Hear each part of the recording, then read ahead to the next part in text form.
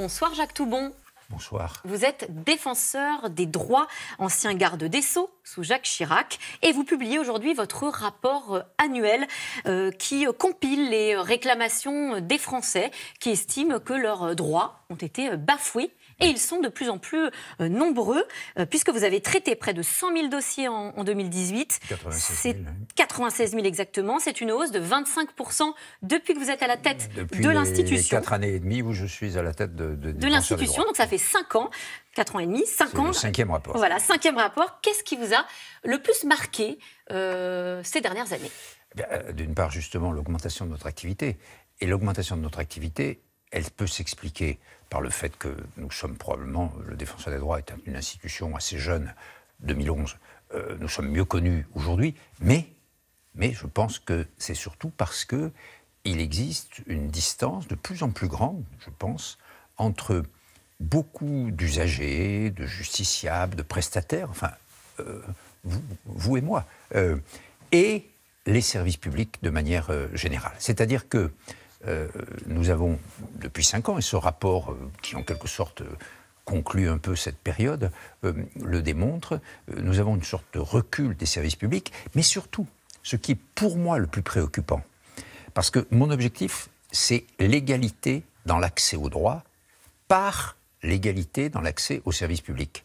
Ce qui se passe aujourd'hui, c'est que de plus en plus on voit des personnes plus vulnérables, plus démunies, plus défavorisées, qui ont des difficultés pour accéder à leurs droits parce qu'elles ont des difficultés pour accéder aux services publics et notamment aux services sociaux. Comment ça se traduit concrètement dans leur quotidien ? Nous avons pris un exemple très concret, vous le savez, c'est la numérisation et la dématérialisation, où nous avons montré comment il y avait probablement 20 à 25% de la population, c'est-à-dire des millions et des millions de personnes, qui ne pouvaient plus facilement avoir des informations, demander leurs prestations, demander des renseignements, remplir des formulaires, etc. Parce qu'on leur disait, vous allez le faire en ligne. Par Internet. Et qu'ils sont dans une zone blanche, ils n'ont pas d'équipement, ils ne savent pas le manier, ils connaissent mal ce langage. De manière générale, ils sont en difficulté. Et ce qui est frappant, dans le travail que nous avons fait à ce sujet, c'est que ça touche toutes les catégories, et pas seulement les personnes âgées, ça touche aussi des jeunes. Ils savent très bien manier des smartphones pour aller sur des applications, les réseaux sociaux, voir des images sur YouTube.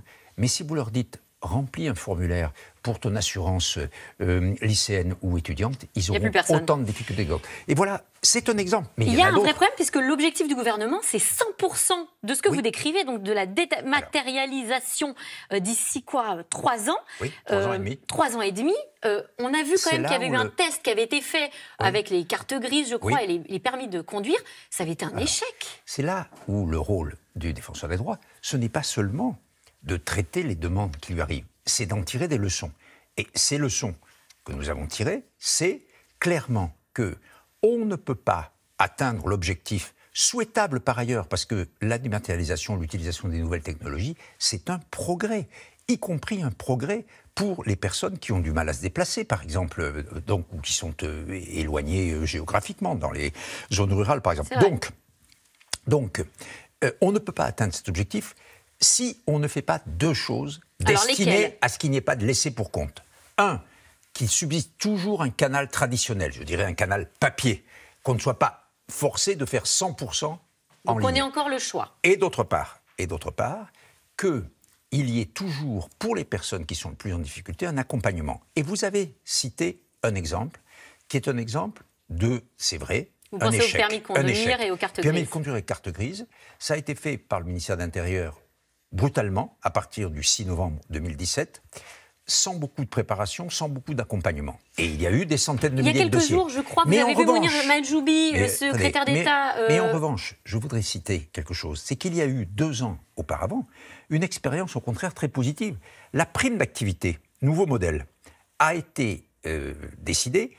On a décidé qu'il fallait la demander en ligne. Eh bien, parce que les caisses d'allocation familiale, parce que Pôle emploi ont assuré un très bon accompagnement de tous les demandeurs, il y a eu 90% des personnes qui devaient l'avoir, qui l'ont demandé et qui l'ont eu. Donc on voit bien que, suivant la manière dont on le fait, ça peut être une réussite ou un échec. Et je crois, c'est ce dont nous avons parlé, avec Mounir Majoubi, avec le Premier ministre que j'ai vu il y a 8 jours à ce sujet. Alors qu'est-ce qu'ils vous ont dit justement? Ils m'ont dit qu'ils étaient très conscients de ça. Mais vous savez, mais qu'est-ce qu'ils prévoient de faire? Le président de la République lui-même, vous l'avez peut-être remarqué, dans le premier débat en Normandie, le président de la République, c'était le jour où je publiais mon rapport sur la dématérialisation des services publics. Il a cité ce rapport. Il a dit, oui, il y a des difficultés. D'ailleurs, le défenseur des droits vient de faire. Donc ça veut dire qu'au plus haut niveau des pouvoirs publics, ils en sont... Et je pense qu'il y aura des mesures, et notamment des mesures en termes d'accompagnement. Mais tout ça, ça se résume en quelque chose. Les services publics continueront à paraître, aux yeux de beaucoup de gens, éloignés, distants, et il faut bien le dire, peu égalitaires en quelque sorte, et peu accessibles, s'ils ne retrouvent pas un esprit d'humanité et d'hospitalité. Il faut qu'il y ait des hommes et des femmes qui soient capables, au téléphone ou physiquement, de répondre. Autre enseignement marquant de votre rapport, c'est la hausse des plaintes liées à la sécurité, plus 24% en 2018, plus de garde à vue, plus d'interpellations préventives. C'est quoi? C'est l'effet manifestation, gilets jaunes? Ce n'est pas lié à la sécurité, c'est lié à la déontologie de la sécurité. Une des 5 missions légales constitutionnelles du défenseur des droits, c'est la déontologie de la sécurité, c'est-à-dire le contrôle extérieur et indépendant, car je suis pleinement indépendant, du comportement professionnel des policiers, des gendarmes, des gardiens de prison, etc. C'est-à-dire, ce n'est pas l'observation des règles du code pénal, le code de procédure pénale. Ça, c'est les juges qui s'en occupent. Moi, je m'occupe du comportement professionnel selon ce qu'on appelle le code de sécurité intérieure. J'ai constaté qu'il y avait beaucoup plus de demandes et qui porte principalement sur une augmentation des refus de plainte. Beaucoup de gens se plaignent de la manière dont ils sont reçus, en quelque sorte. On en a parlé il y a quelques jours.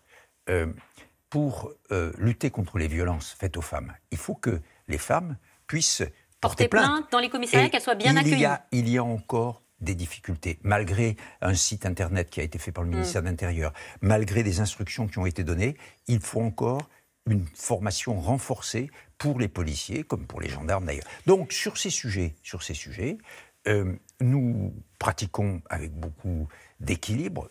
C'est 10% seulement des cas qui nous sont soumis en matière de déontologie de la sécurité, dans lesquels nous avons dit qu'il y a un manquement, et dans lesquels nous demandons une sanction au ministère de l'Intérieur. Vous dénoncez quand même le renforcement de la répression en France, et vous parlez carrément d'une régression continue des droits et des libertés fondamentales. Là, vous n'y allez pas de main morte. Mais c'est la réalité, justement parce que ce rapport est le 5e, et nous avons constaté que depuis 2013-2014, on a eu constamment une série de législations, notamment l'état d'urgence, mais aussi les lois suivantes qui sont sorties de l'état d'urgence, mais qui rompent un certain équilibre souhaitable en démocratie entre les exigences de la sécurité et le respect des libertés et des droits. Nous avons aussi constaté que dans la loi de 2018, il y a une restriction des droits des personnes étrangères, et notamment des demandeurs d'asile.